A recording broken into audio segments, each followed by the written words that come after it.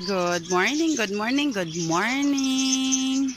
For today's video ay papakita ko sa inyo ang aking mga collection na bougainvillea. Yan. Hindi ko alam yung specific name nila, pero yan lang. Ito yung kanilang mga bulaklak. Ayan. Ito, yellow gold siya. Nakahang siya.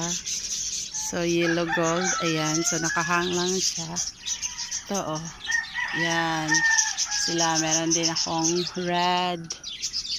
Yun, red. Hitik ngayon sila sa mga bulaklak. Yan. So, ito, pure white.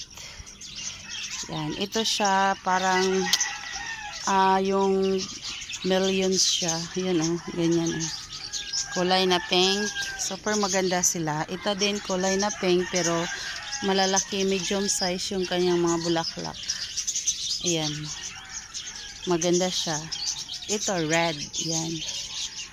Red na millions siya. Basta, hindi ko alam yung kanilang pangalan. Ayan, oh. Super ganda yung kanilang mga bulaklak.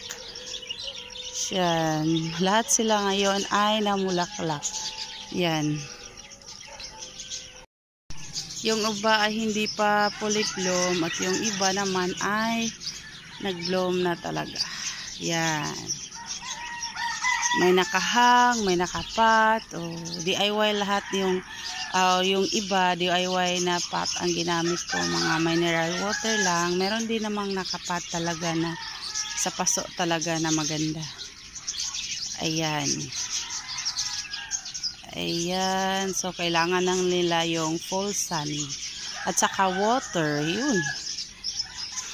Yan. Kasi sila ngayon super ganda, ang daming bulaklak.